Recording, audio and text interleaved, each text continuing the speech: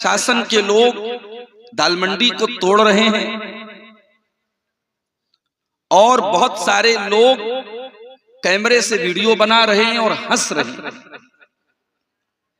जाहिर है जिसका घर टूट रहा है, जिसकी दुकान टूट रही है, जिसकी रोजी रोटी बर्बाद हो रही है, वो तो रो रहा है,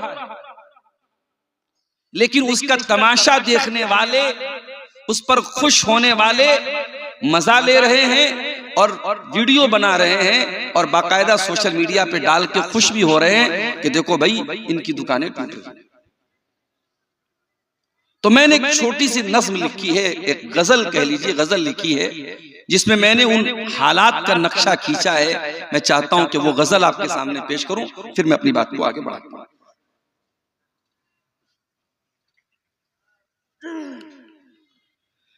किसी का आशियां टूटा, तेरे लब पर हंसी आई। किसी का आशियां टूटा, तेरे लब पर हंसी आई। कोई डूबा दुखों में और तेरे दिल में खुशी आई। कोई डूबा दुखों में और तेरे दिल में खुशी आई।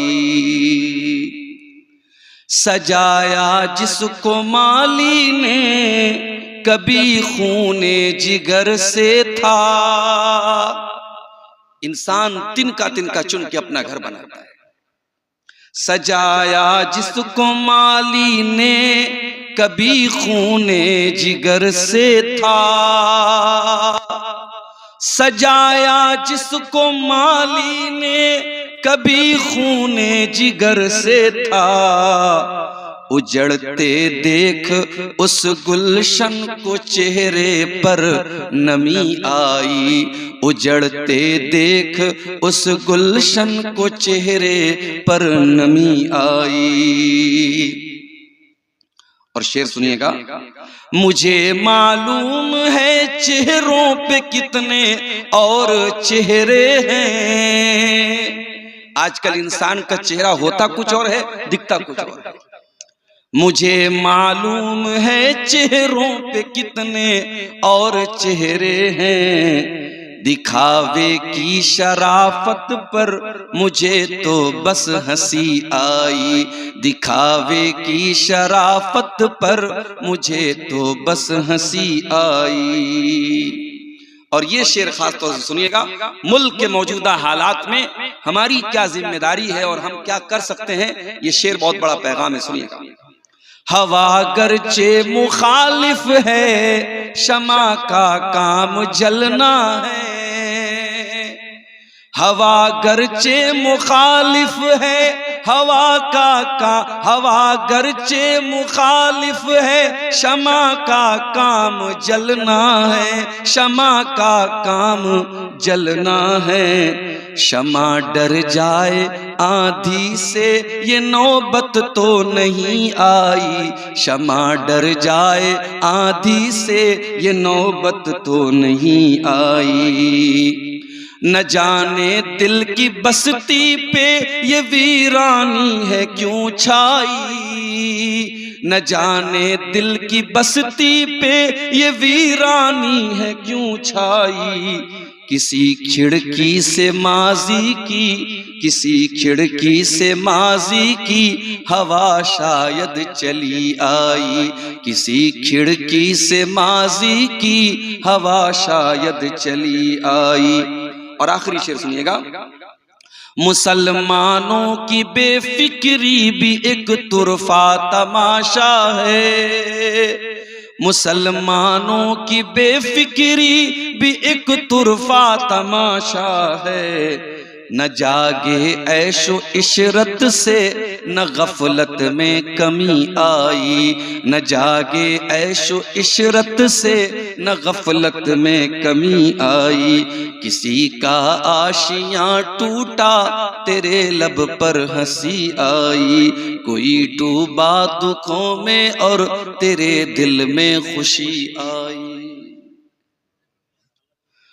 मोहतरम हजरात, ये मेरे लिए बड़ी खुशी की बात है, मदरसा इस्लाहुल मुस्लिमीन बनगमा जिला अररिया का ये इदारा जो इस इलाके के बहुत कदीम इदारों में से एक इदारा है, और जैसा कि मुझे बताया गया कि इस इलाके में ये उन चंद इदारों में से एक है जहां जागीर का सिस्टम नहीं है, बल्कि तलबा के लिए बाकायदा खाना बनता है और 200 प्लस, कितने बच्चे हैं आपके? 200 प्लस बच्चों के लिए डेली यहाँ मतबक का इंतजाम है, खाना बनता है। मैं समझता हूँ इस इलाके के एतबार से ये बहुत बड़ी बात है, और इदारे के जिम्मेदार, इदारे के जो भी चलाने वाले हैं, जो संचालक हैं, वो काबिल मुबारकबाद हैं। और हम सबको इस तरीके के इदारे जहां से हर साल बच्चे हिफ्ज करके निकल रहे हैं, अरबी की तालीम हासिल कर रहे हैं, और जो इलाके की एक बहुत अहम जरूरत को पूरा कर रहा है, ऐसे इदारों का हम सबको ताउन करना चाहिए। और आप जानते हैं कि इस इलाके का जो रिवाज है कि मदरसे की तरफ से साल में जलसा होता है, और उसी जलसे में मदरसे के लोग ताउन करते हैं।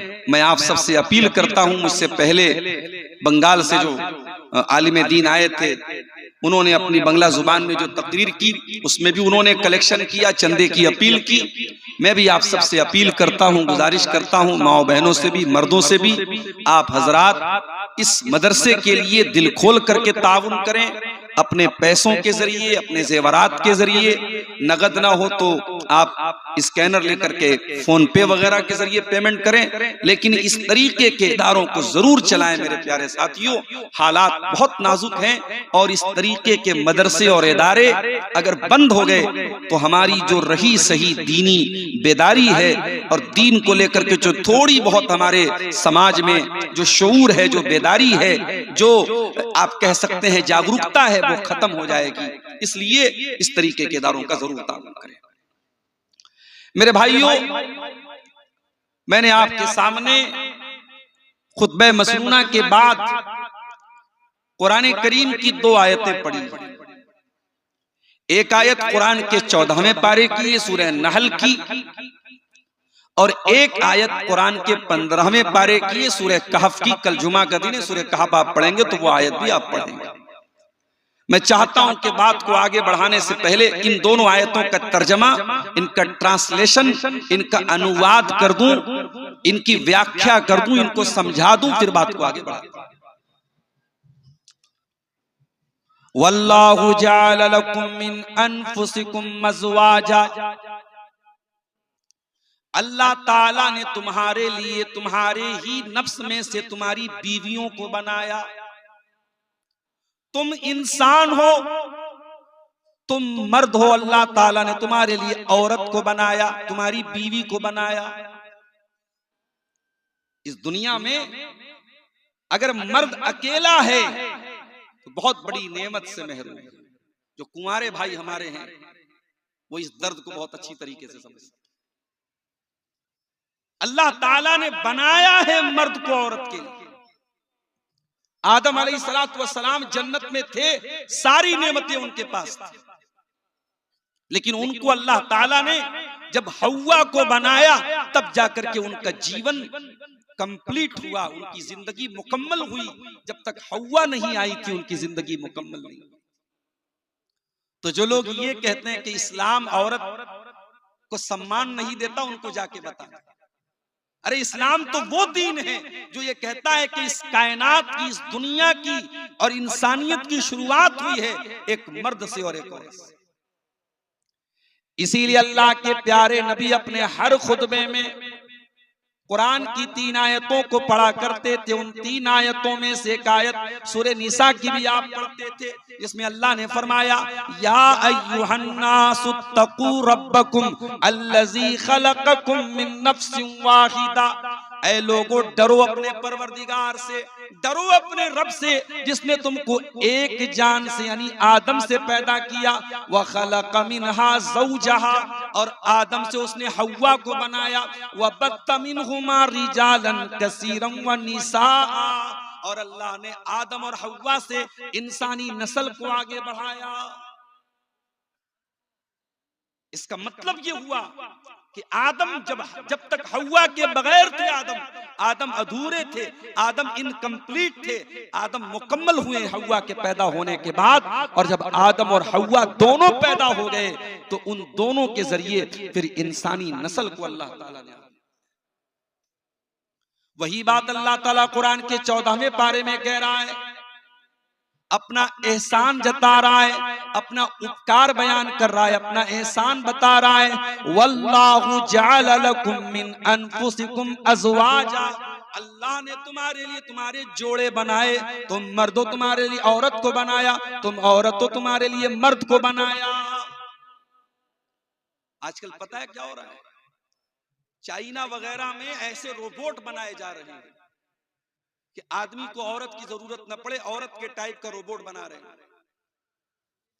औरत के लिए ऐसा रोबोट बना रहे जो मर्द का काम करे, उसको मर्द की जरूरत ना पड़े, वो रोबोट से उसका काम चल जाए। दुनिया इस तरीके के जितने ढकोसले करना चाहे कर ले, अल्लाह ने जो फितरत बनाई है, ये रोबोट के जरिए मर्द औरत की जिंदगी मुकम्मल नहीं हो सकती मेरे प्यारे साथी। इसीलिए अल्लाह ने कुरान के दूसरे पारे में मियां बीवी के रिश्ते को कितने प्यारे अंदाज में अल्लाह ने बयान किया। फरमाया हुन्ना लिबासुल लकुम व अंतुम लिबासुल लहुन्ना, ऐ पतियों तुम्हारी पत्नियां तुम्हारे लिए लिबास हैं, ऐ शौहरों तुम्हारी बीवियां तुम्हारे लिए लिबास हैं, ऐ बीवियों तुम्हारे शौहर तुम्हारे लिए लिबास है।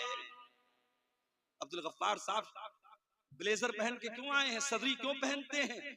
उन्हें लगता है कि भाई हमारे ऊपर कुर्ता पैजामा और सदरी या कुर्ता पैजामा ब्लेजर ये लिबास हम पर जचता है, जमता है, अच्छा लगता है, हम इस कपड़े में ठीक ठाक नजर आते हैं, हम वो कपड़ा पहनते हैं।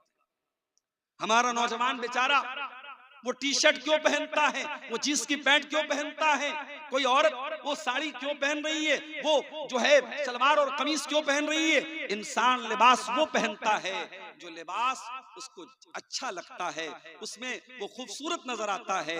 अल्लाह ने फरमाया हुन्ना लिबासुल लकुम व अंतुम लिबासुल लहुन्ना, मर्दों के लिए शौहर के लिए बीवी लिबास है और बीवी के लिए शौहर लिबास है। इसका मतलब ये हुआ कि दोनों एक दूसरे को सुंदर बनाते हैं।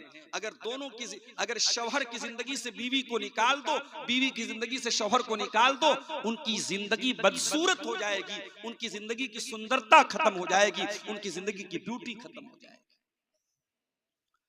हुन्ना लिबासुल लकुम व अंतुम लिबासुल लहुन्ना, ऐ शौहरों तुम्हारी बीवी तुम्हारे लिए लिबास है, ऐ बीवियों तुम्हारे शौहर तुम्हारे लिए लिबास है। कभी गौर करना मेरे भाइयों, चंद दिनों की शादी के बाद पति पत्नी के बीच में जो प्यार होता है, जो मोहब्बत होती है, सारी जिंदगी माँ बाप के साथ बच्चा रहता है वो मोहब्बत नहीं होती, बहन के साथ भाई रहता है वो मोहब्बत नहीं होती, भाई भाई के साथ रहता है वो मोहब्बत नहीं होती, जो 1 महीने की शादी के बाद हो जाती है। 1 महीना शादी का गुजरता है, लड़का अररिया का रहने वाला है, कटिहार का, सीमांचल का रहने वाला है, उसकी नौकरी लग गई गल्फ में, सऊदी में, कुवैत में, दुबई में नौकरी लग गई। लड़का नौकरी के लिए बाहर जा रहा है, टिकट बन गया, वीजा आ गया, लड़के ने बैग पैक किया, जैसे ही घर के बाहर जाने लगा, उसकी बीवी, जिसको उसके घर में आए सिर्फ 1 महीना हुआ है, बीवी लिपट करके रोने लगती।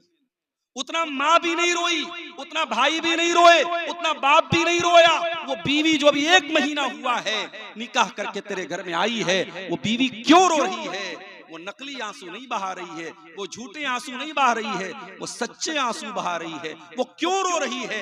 उसके दिल में ये प्रेम कहां से आया, ये प्यार कहां से आया? ये इंस्टाग्राम से नहीं आया, ये स्नैपचैट से नहीं आया, ये व्हाट्सएप से नहीं आया, ये फेसबुक से नहीं आया, ये सोशल मीडिया से नहीं आया, ये किसी हराम तरीके से नहीं आया।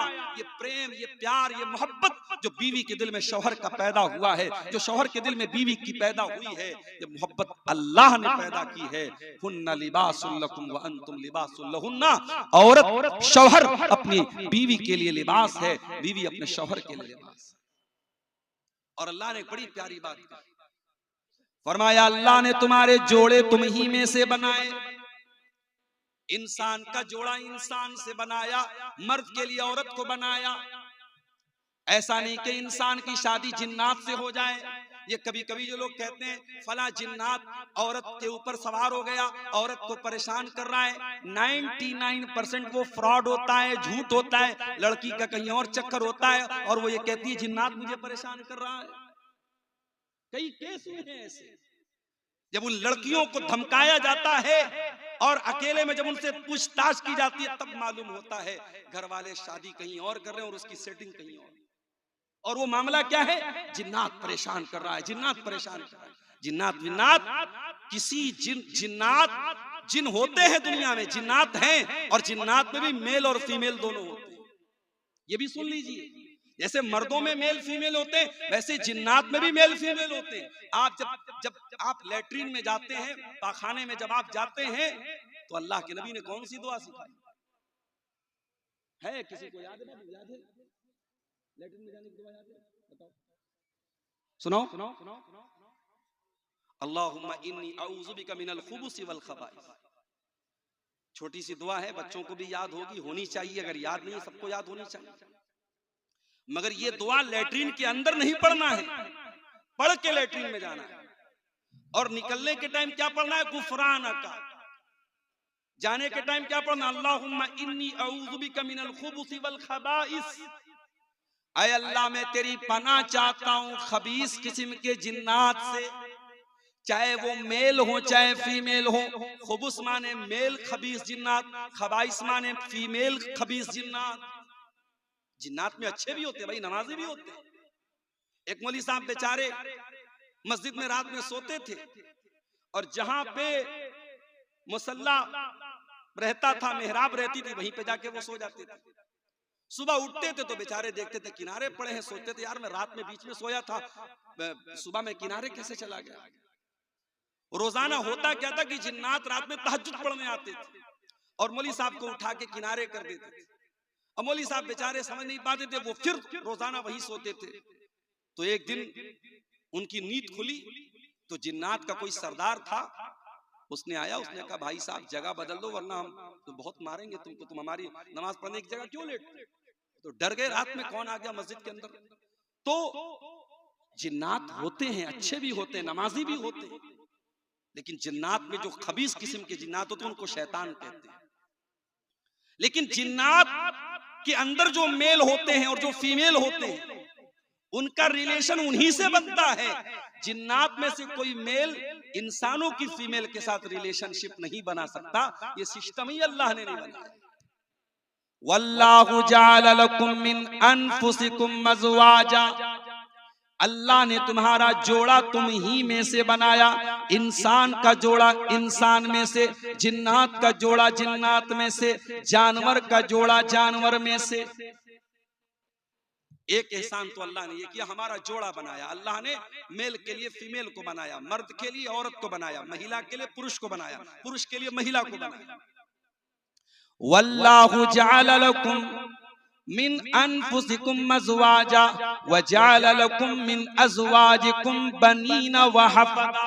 और अल्लाह ताला ने जब तुमको बीवी अता फरमाई, जब तुमने निकाह कर लिया, जब तुमने शादी कर ली, तो तुम्हें तुम्हारी बीवी से अल्लाह ताला ने औलाद दे दी, बनीना बेटे दे दिए, औलाद दे दी, छेले दे दी, मैं दे दी। क्या बोलते, छेले और नहीं बोलते ना, तुमको छेला छेली दे दिए, छेले और मैं दे दिए, लड़का लड़की दे दिए।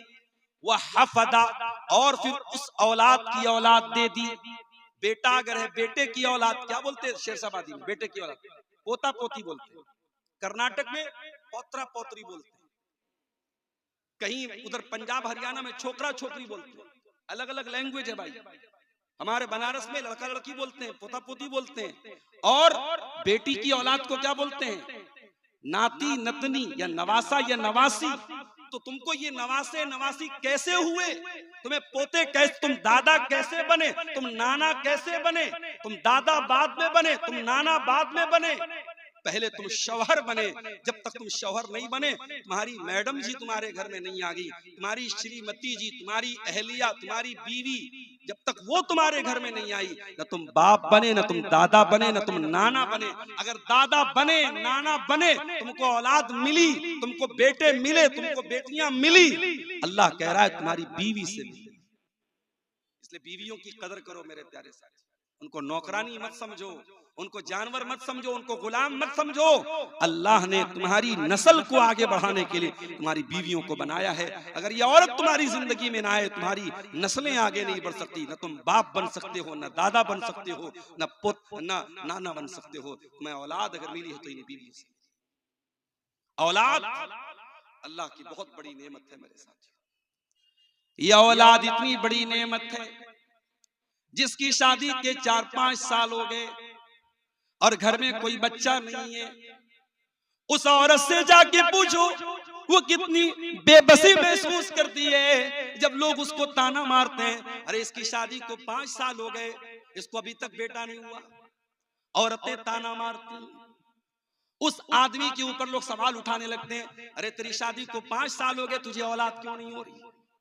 वो बेचारा सफाई देता है, नहीं नहीं मेरे अंदर कोई कमी नहीं है, डॉक्टरों की सारी रिपोर्ट क्लियर है, मेडिकल की सारी रिपोर्ट क्लियर है, डॉक्टर कह रहे हैं बस अल्लाह की मर्जी है, तुम्हें औलाद हो सकती है। ये औलाद कितनी बड़ी नेमत है। उस इंसान से पूछो जिसके घर में बच्चे नहीं हैं, जिसके आंगन में बच्चों की मुस्कुराहट नहीं है, जिसकी गोद में कोई बच्चा नहीं है, उस औरत से जाके पूछो, उस आदमी से जाके पूछो। उसके पास अच्छा सा घर है, उसके घर में कमरे की कमी नहीं, उसके घर में बिस्तर की कमी नहीं है, लेकिन उसके घर में सब होने के बावजूद भी कुछ कमी महसूस हो रही है, कुछ अधूरापन महसूस हो रहा है, बच्चे नहीं है उस घर में। औलाद बहुत बड़ी नेमत है मेरे प्यारे। इसीलिए अल्लाह ताला कुरान के 15वें पारे में कहता है, अल मालु वल बनून ज़ीनतुल हयातिद दुनिया वल बाक़ियातुस सालिहातु खैरुन इंदा रब्बिका सवाबन व खैरुन अमला। ऐ मेरे बंदो, माल और औलाद ये दुनिया की खूबसूरती है, दुनिया की जिंदगी की जीनत है, दुनिया की सुंदरता है, दुनिया का आकर्षण है, दुनिया की ब्यूटी है। अगर दुनिया के अंदर से माल को निकाल दो, औलाद को निकाल दो, दुनिया आपके लिए बेरंग हो जाएगी, ब्लैक एंड व्हाइट हो जाएगी। हमारे एक बड़े बुजुर्ग कहते हैं कि दुनिया में 2 चीजें बड़ी अहम है, एक इंसान के पास माल होना चाहिए, एक ताकत होनी चाहिए। पूछा गया क्यों? कहा कि जोर से जंग है, पैसे से रंग है। अगर आपके पास जोर है, ताकत है, आप सामने वाले से जंग कर सकते हैं। ताकत नहीं, जो आएगा मार के पीट के चला जाएगा। और पैसा अगर है तो समाज में आपकी एक धाक रहेगी, एक आपका पावर रहेगा, आपकी एक शक्ति रहेगी। अगर पैसा नहीं है तो आपका कोई रंग नहीं रहेगा। तो जोर से जंग और पैसे से। अल्लाह ताला भी यही बात कह रहा है, अल मालु वल बनून ज़ीनतुल हयातिद दुनिया। ऐ मेरे बंदो, माल भी दुनिया की जीनत है, औलाद भी दुनिया की जीनत है, लेकिन मरने के बाद जब तुम अल्लाह के पास चले जाओगे, ना ये माल तुम्हारे काम आएगा, ना औलाद काम आएगी। वल बाक़ियातुस सालिहा, अल्लाह ताला के यहाँ अगर कोई चीज बाकी रहेगी, तुम्हारी नेकियां बाकी रहेंगी, तुम्हारे अच्छे अमल बाकी रहेंगे। तुमने जो नमाज पढ़ी है, तुमने जो कुरान पढ़ा है, तुमने जो दान पुण्य किया है, तुमने जो सदका खैरात किया है, तुमने जो हज उमरा किया है, अल्लाह ताला के तुम्हारी यही नेकियां बाकी रहेंगी, यही नेकियां काम आएंगी। तो औलाद बहुत बड़ी नेमत है मेरे प्यारे साथी। लेकिन हाँ, ये औलाद अगर आपको मिली है, दुनिया में करोड़ों लोगों को औलाद नहीं मिली। अगर आपके घर में औलाद है और आप बच्चों के बाप हैं, आपके घर में बेटी है, बेटा है, तो मेरी प्यारी माँ और बहनों, आप भी सुन लीजिए और मेरे भाइयों आप भी सुन लीजिए। औलाद बहुत बड़ी नेमत भी है और बहुत बड़ी रिस्पॉन्सिबिलिटी भी है, बहुत बड़ा दायित्व भी है, बहुत बड़ा कर्तव्य भी है, बहुत बड़ी जिम्मेदारी। अल्लाह के प्यारे नबी फरमाते हैं, बड़े गौर से सुनिएगा, कुल्लुकुम राइउन व कुल्लुकुम मसऊलुन अन रइयतिही। तुम में से हर इंसान जिम्मेदार है और उसकी जिम्मेदारी के बारे में कयामत के दिन सवाल किया जाएगा। फर्रजुल राइन अला अहली बैतिही, आदमी अपने घर वालों का जिम्मेदार है और घर वालों के बारे में उसको हिसाब देना पड़ेगा। वल मरातु राइयतुन अला बैति ज़ौजिहा, और औरत अपने घर की जिम्मेदार है, घर के अंदर क्या चल रहा है औरत से पूछा जाएगा। तू 5 टाइम की नमाज पढ़ती थी, तेरी जवान बेटी रात में क्या करती थी? तेरी जवान बेटी के पास ये महंगा फोन कहां से आया? ये 2-2 हजार का पर्स कहां से आया? तेरी जवान बेटी घर से निकलती थी, सुबह आती थी, शाम को तूने कभी पलट के पूछा नहीं तू कहां गई थी? पूछा जाएगा औरत से, पूछा जाएगा बाप से, पूछा जाएगा मां से। अगर मां बनी हो, अगर बाप बने हो तो आंखें बंद करके न बैठो मेरे भाइयों, जिम्मेदार मां बाप बनो। अल्लाह ताला ने बहुत बड़ी जिम्मेदारी आपके कंधे पे डाली। लोग हदीस सुनाते हैं माँ के पैरों के नीचे जन्नत है, बाप जन्नत का दरवाजा है। वो हदीस है, बिल्कुल सही हदीस है, मैं मानता हूं, मगर एक और हदीस आपको सुनाता हूं, सुन लीजिए। माँ के पैरों के नीचे जन्नत है, बाप जन्नत का दरवाजा है। मगर ये हदीस भी कान खोल के सुन लेना, अल्लाह के प्यारे नबी फरमाते हैं, सही मुस्लिम की रिवायत है, मा मिन अब्दिन यस्तरईहिल्लाहु रईयतन सुम्मा यमूतु यौम यमूतु व हुवा काशुन लिरईयतिही इल्ला हर्रमल्लाहु अलैहिल जन्नह। जो इंसान उसके कंधे पर अल्लाह ताला कोई जिम्मेदारी डाल दे, उसको गार्जियन बना दे, उसको बाप बना दे, उसको माँ बना दे, उसको छेला दे दे, उसको मैं दे दे, वो बेटी का बाप बन जाए, वो बेटे का बाप बन जाए, ये जिम्मेदारी अल्लाह ताला उसके कंधे पे डाल दे और फिर वो मर जाए इस हाल में कि अपने दायित्व का निर्वहन नहीं कर रहा था, अपनी रिस्पॉन्सिबिलिटी को पूरा नहीं कर रहा था, अपनी जिम्मेदारी को अदा नहीं कर रहा था, बाप होने का फर्ज नहीं निभा रहा था, माँ होने का फर्ज नहीं निभा रही थी, क्या होगा उसका? हर्रमल्लाहु अलैहिल जन्नह। उस माँ के ऊपर, उस बाप के ऊपर जन्नत हराम है, हराम है, हराम है। अल्लाह, जन्नत हराम है। आप कहते हैं माँ के पैरों के नीचे जन्नत है, आप कहते हैं बाप जन्नत का दरवाजा है। अल्लाह के नबी कहते हैं अगर बाप ने बाप होने का हक अदा नहीं किया, अगर माँ ने माँ होने का हक अदा नहीं किया, तो उस माँ के लिए जन्नत हराम है, उस बाप के लिए जन्नत हराम है। मेरे प्यारे साथी, आज मसला क्या है? आज सबके पास मोबाइल है, घर में बच्चों के पास भी मोबाइल, माँ के पास भी मोबाइल, बाप के पास भी मोबाइल है। आज के बच्चों को माँ बाप मोबाइल के जरिए उनकी परवरिश कर रहे हैं। बच्चा खाना नहीं खा रहा है, माँ ने मोबाइल थमा दिया, बच्चा रो रहा है, माँ ने मोबाइल थमा दिया। 3 साल से लेकर के 80 साल तक के आदमी के, इंसान के हाथ में मोबाइल है। आज बाप के पास बच्चों के तरबियत के लिए टाइम नहीं, आज माँ के पास बच्चों की तरबियत के लिए टाइम नहीं है। अरबी का एक शायर कहता है, लैसल यतीमु मन इंतहा अबवाहु मिन हम्मिल हयाती व खल्लफाहु जलीला। यतीम वो नहीं है जिसके माँ बाप उसे छोड़ के चले जाएं, अनाथ वो नहीं है, अनाथ वो नहीं है, यतीम वो नहीं है जिसके माँ बाप उसको छोड़ के चले जाएं। इन्नल यतीम हुवल्लज़ी तल्का लहू उम्मन तकल्लत औ अबम मशगूला। अरे यतीम तो वो है जिसकी माँ के पास उसके लिए समय ना हो, जिसके बाप के पास उसके लिए टाइम ना हो। हजरत लुकमान का नाम सुना है आपने? कौन थे वो कोई नबी नहीं थे, कोई पैगंबर नहीं थे, वो लुकमान एक अल्लाह के नेक बंदे थे। उनके नाम पर कुरान में पूरी एक सूरत उतार दी गई, सूरे लुकमान। भाई लुकमान के अंदर ऐसी क्या खास बात थी? वो नबी भी नहीं थे, पैगंबर भी नहीं थे, रसूल भी नहीं थे, उनके नाम पे कुरान में सूरत क्यों उतर गई? अल्लाह कहता है वलक़द आतैना लुकमानल हिकमा, हमने लुकमान को बड़ा बुद्धिमान बनाया था, बड़ा हमने उनको अक्लमंद बनाया था, बहुत हिकमत वाला बनाया था, बहुत उनके अंदर विजडम थी, हिकमत थी, उनके अंदर बड़ी समझदारी थी। ऐ अल्लाह, हमें कैसे पता चलेगा कि लुकमान बड़े हिकमत वाले थे? हमें कैसे पता चलेगा लुकमान बहुत बुद्धिमान थे? हमें कैसे मालूम होगा लुकमान बहुत जीनियस थे? अल्लाह ने फरमाया आओ मैं बताता हूँ, व इज़ क़ाला लुक़मानु लिब्निही व हुवा यइज़ुहु या बुनय्या ला तुशरिक बिल्लाह इन्नश्शिर्क लज़ुल्मुन अज़ीम। लुकमान समझदार थे, जीनियस थे, बुद्धिमान थे। क्यों? क्योंकि लुकमान अपने बच्चे को नसीहत करते हैं, अपने बच्चे की तरबियत करते हैं, अपने बच्चे को प्यार से समझाते हैं और कहते हैं ऐ मेरे बच्चे, अल्लाह के साथ कभी शिर्क मत करना, अल्लाह के साथ कभी शिर्क मत करना। इस दुनिया का सबसे बड़ा पाप क्या है? शिर्क।